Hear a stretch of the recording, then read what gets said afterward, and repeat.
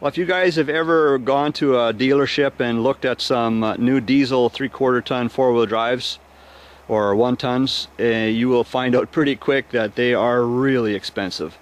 And so I'm definitely not in the market for a new pickup like that. It looks like the frame is getting pretty rusty, but it's actually pretty solid still. A common place where these frames will rust is between the gas tank and the frame. If I study a little bit, I can actually find some original black paint, but not much. You know, here, oh yeah, so getting pretty rusty here. In the front it's not as bad. And you can find some more of the factory paint still.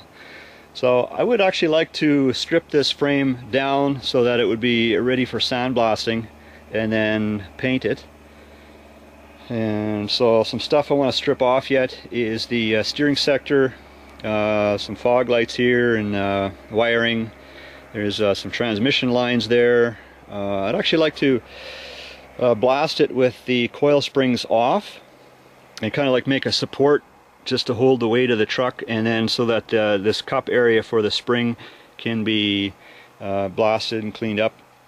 And so the transmission transfer case comes out, this drive shaft, there's wiring harnesses wherever I find that. Yeah, I don't need this anymore. That was for the gas engine.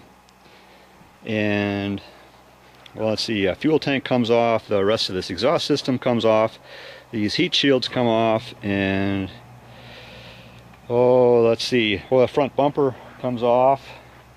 So that's a good start. Well, anyways guys, I'm going to get at it a little bit this evening and strip some stuff off. I was looking to show you, they've got these clips for the transmission lines. They look like this. And so a transmission line right here, and there's a lip. This transmission line is out. You can see a little lip there.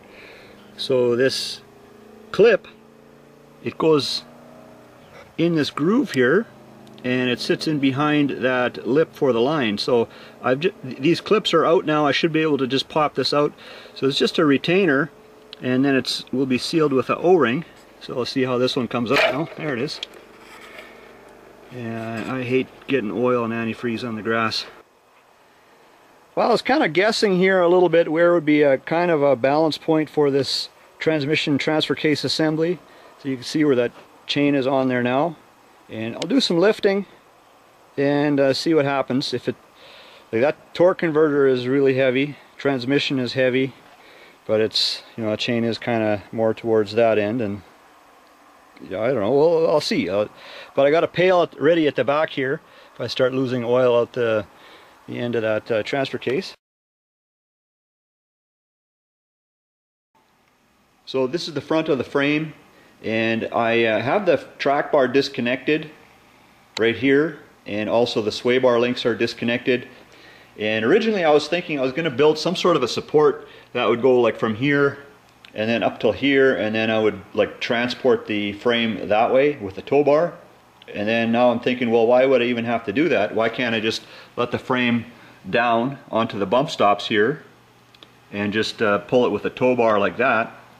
And so I think what's going to happen is the guys, where they do the sandblasting, they're likely going to set this frame up on some sort of a support or a stand. You know, get the frame up higher and then set it down on that, and then the front diff is going to want to hang. So, and I'm just going to check now that if I reinstall the track bar, that the front diff can only hang down so far. So here's the tow bar mount, another one here. So it looks like that's about as far as that front diff is going to hang down. This wheel is just slightly off. Same with this one. So yeah, I'll let this thing down now. I'll show you what it looks like with the riding on the bump stops.